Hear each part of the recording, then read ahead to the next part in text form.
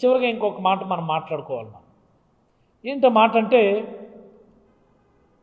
అచ్చెన్నాయుడు గారు కానీ, మత్స్యశాఖ మంత్రిగా రవీంద్ర గారు కానీ, ఈవెన్ చంద్రబాబు నాయుడు గారు కానీ ఫిష్ ఆంధ్ర గురించి చాలా వ్యంగ్యంగా, చాలా వెటకారంగా మాట్లాడారు. నేను అడుగుతా ఉన్నాను, ఓ 15 రోజుల క్రితం, 20 రోజుల క్రితం యాక్వా రంగంలో సంక్షోభం వస్తే మీరే రివ్యూ చేశారు కదా ముఖ్యమంత్రి గారు. మరి మీ మంత్రి అచ్చెన్నాయుడు గారు కూడా ఉన్నారు కదా. మరి ఆ రివ్యూలో మీరు చెప్పింది ఏంటి? లోకల్ వినియోగం పెంచండి. లోకల్ వినియోగం ఎలాగ పెంచాలి? లోకల్ వినియోగం, aqua produce, either fish or prawns, whatever it may be, local వినియోగాన్ని ఎలా పెంచాలి? అంటే నువ్వు మాట చెప్తే జనాలు ఎగబడి చేపలు రొయ్యలు కొనుక్కొని తినేస్తారా రోజు? Just asking. చంద్రబాబు నాయుడు గారు లోకల్ వినియోగం పెంచండి, చేపలు తినండి, బ్రహ్మాండంగా ఉంటాయి కదా అంటే తినేస్తారా? అందరూ ఎగబడి తినేస్తారా? అది జరగదు కదా. ఈ రాష్ట్రంలో చికెన్ అండ్ మటన్ లేకపోతే పౌల్ట్రీ రంగం తీసుకుందాం, ఎలాగది వ్యవస్థీకృతమైంది? 24 గంటలు ఈరోజు పౌల్ట్రీకి సంబంధించి చికెన్ లభ్యమవుతూ ఉందంటే దానికి ఎంత ఎక్సర్సైజ్ జరిగింది గతంలో? ఎగ్స్ అయినా అంతే. ఎలా వ్యవస్థీకృతమైంది అది? 24 గంటలు ఎక్కడ పడితే అక్కడ లభ్యమవుతుందంటే దానికి సంబంధించి ఎంత ఎక్సర్సైజ్ జరిగింది? మరి అంటే అలాంటి ఎక్సర్సైజ్ ఎక్కువ రంగంలో కూడా జరగాలి కదా. వ్యవస్థీకృతం చేయాలని ప్రతి గ్రామాన aqua produce are marine produce ప్రజలకు అందుబాటులోకి తేవాలని, అందుబాటులోకి ఉంచాలని, 24 గంటలు ముందుగా ఈ ప్రోడక్ట్స్ అందుబాటులో ఉంచాలని ఈ ఫిష్ ఆంధ్ర అన్నటువంటి బ్రాండ్ని ప్రభుత్వం తరఫున తీసుకొని రావడం జరిగింది. ఎన్ని మాటలు మాట్లాడారు? చేపల రొయ్యలు అమ్ముకోవడం ప్రభుత్వం పని అన్నారు. మరి ఈరోజు మీరు అన్న మాట ఏంటి? లోకల్ వినియోగం ఎలా పెంచేస్తారు? చచ్చినట్టు మీరు మళ్ళీ ఆ ఫిష్ ఆంధ్ర స్టాల్స్ని రాష్ట్రంలో ప్రతి గ్రామంలో కూడా పెట్టించవలసిందే. మీరు పెట్టండి, ప్రతి గ్రామంలో కూడా ఫిష్ ఆంధ్ర స్టాల్స్ పెట్టించండి. మీరు సబ్సిడీస్ పెట్టించండి. మీరు 1400 స్టాల్స్ పెట్టించినాం మేము.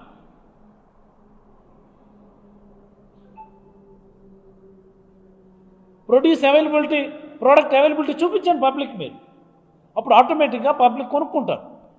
లైవ్ ఫిష్ వెండింగ్ యూనిట్స్ పెట్టండి.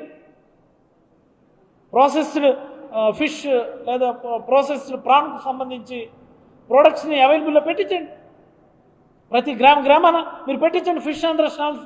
లోకల్ వినియోగం పెరుగుతుంది. ఇలాంటి సంక్షోభం వచ్చినప్పుడు మన రైతులు, ఎక్కువ రైతులు భరోసాతో ధైర్యంగా నిలబడతారు.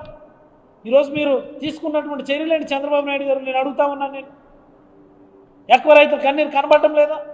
ఒక మాట మాట్లాడడానికి మీకు మనసు రాలేదా? ఈరోజు ఇచ్చర్ల నియోజకవర్గంలో ఎక్కువ రంగం ఉంది కదా, సంక్షోభం ఉంది కదా, అక్కడ హ్యాచరీస్ ఉన్నాయి కదా. అక్కడ ఒక్క మాట మీరు ఎక్కువ రంగం గురించి మాట్లాడారా? మీరు ఏంటిది? నాకు అర్థం కాదు.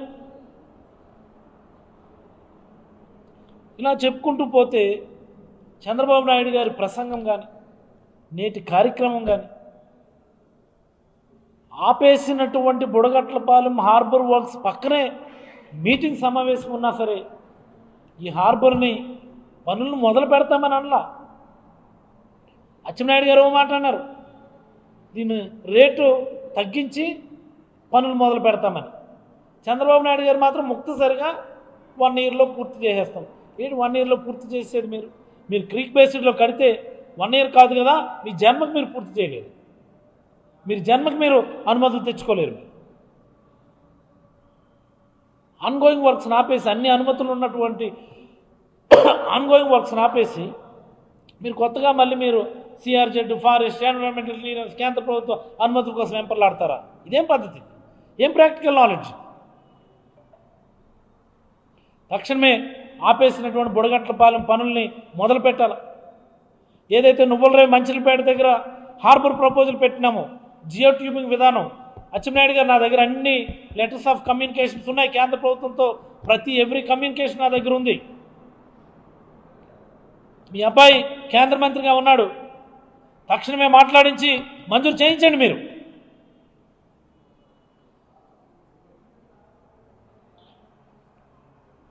అది కొద్దిగా ప్రయోగాత్మకమైనటువంటి హార్బర్ మాది, నువ్వులరేవు మంచినపేట హార్బర్. కొద్దిగా లో కాస్ట్లో బ్రాడ్ ప్రయోజనాలు ఉండాలని 85 కోట్లకి, దానిలో కేంద్ర ప్రభుత్వం 55 కోట్లు ఇస్తానన్నది, రాష్ట్ర ప్రభుత్వం షేర్ కేవలం 30 కోట్లే. పెద్ద భారం కూడా కాదు మీకు. తెచ్చుకోండి మీరు, పెండింగ్ ఉంది గవర్నమెంట్ ఆఫ్ ఇండియా దగ్గర.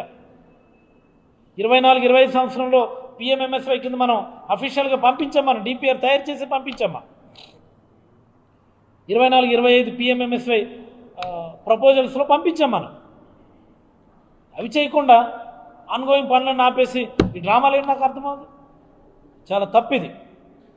అలాగే చివరిగా 24-25కి సంబంధించినటువంటి మత్స్యకార భరోసా బకాయిలు తక్షణమే విడుదల చేసి, మోస్ట్ ఇంపార్టెంట్ ఈరోజు అడుగుతా ఉన్నా, పొరపాటు మత్స్యకారులు ఎవరన్నా చనిపోతే 10 లక్షలు ఇస్తామన్నటువంటిది మా ప్రభుత్వం జీవో రూపంలో ఇచ్చింది.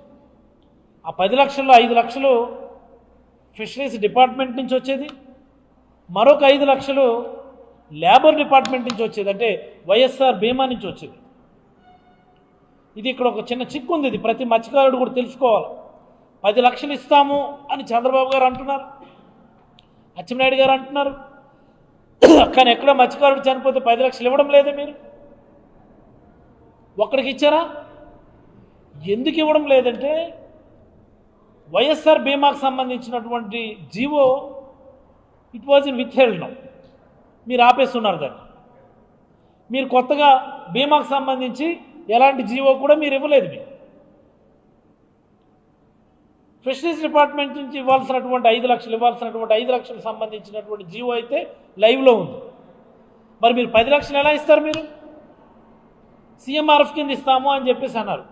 అంటే మత్స్యకారుడు చనిపోతే మీ దయాదాక్షిణ్యాల మీద ఇస్తారా? దయాదాక్షిణ్యాల మీద ఎప్పుడు పెట్టండి, మీరు జీవో ఇవ్వండి. మాకు 10 లక్షలు ఇస్తాము, ఈ 10 లక్షలు అనేది ఇదిగో ఈ రకంగా ఈ మాదిరి ఈ డిపార్ట్మెంట్ నుంచి 10 లక్షలు వస్తుంది అనేది మీరు జీవో రూపంలో ఇవ్వండి. మీరు ముందు వైఎస్ఆర్ బీమా ఆపేశారు, చంద్రన్న బీమా తెస్తామన్నారు, తెచ్చారా? చంద్రన్న బీమాకు సంబంధించి ఏమైనా గైడ్లైన్స్ ఇచ్చారా? చంద్రన్న బీమాకు సంబంధించి జీవో ఇచ్చారా? ఎంత పెద్ద అబద్ధం అది. ప్రతి అసంఘటిత కార్మికుడు కూడా చంద్రన్న బీమా కవర్ చేస్తామని గొప్పలు చెప్పారు కదా చంద్రబాబు గారు. ఏది చంద్రన్న బీమా? నోటికి ఏది వస్తే అది చెప్పి మీరు ముఖ్యమంత్రి అయ్యారు. మీకు తెలుసు ఆ రోజు చేతకాని హామీలు ఇస్తున్నాం, అలవి కానీ అమలు కానీ హామీలు ఇస్తున్నామని మీకు తెలుసు. మీకు అన్నీ అబద్ధాలు. 14 లక్షల అప్పుల, 10 లక్షల అప్పుల. ఏది మరేం అసెంబ్లీలో మీరు 5.3 లక్షల కోట్లని చూపించారు. మీరు ఈరోజు అంట 14 లక్షల కోట్లు, 10 లక్షల కోట్ల అప్పులని. ఏంది ఇది? నాకు అర్థం కాదు. జగన్మోహన్ రెడ్డి గారు ఆర్థిక విధ్వంసం చేస్తే మీరు 1 ఇయర్లో 1,50,000 కోట్ల అప్పు ఎలా చేయగలిగారు? ఎక్కడి నుంచి వచ్చింది? ఈ రాష్ట్రానికి ఆ క్యాపబిలిటీ ఉండేట్టుగా జగన్మోహన్ రెడ్డి గారు చేశారు కాబట్టి మీకు పరిపాలన చేతకాక 1,50,000 కోట్లు మీరు అప్పు తెచ్చారు. ఎవరి మీద బురద చల్లుతారు? ఈరోజు ప్రజలందరికీ అర్థమవుతున్నాయి, మేధావులందరూ కూడా గమనిస్తున్నారు. ముఖ్యంగా యువకులకి మీ మోసకారు మాటలు ఈరోజు అర్థమయ్యాయని ఈ సందర్భంగా తెలియజేస్తూ, 44 సంవత్సరాల మీ మోసం, మత్స్యకారులకు మీరు చేసిన మోసం, 14.5 ఏళ్ల కాలంలో ముఖ్యమంత్రిగా మీరు మత్స్యకారులకు చేసిన మోసం, ఇప్పుడు మళ్ళీ కొత్తగా మీరు మోసం చేయడానికి మీరు బయలుదేరినట్టు అనిపించిందని సాటి మత్స్యకారుడిగా, మాజీ మత్స్యశాఖ మంత్రిగా నేనైతే తెలియజేస్తూ సెలవు తీసుకుంటాను.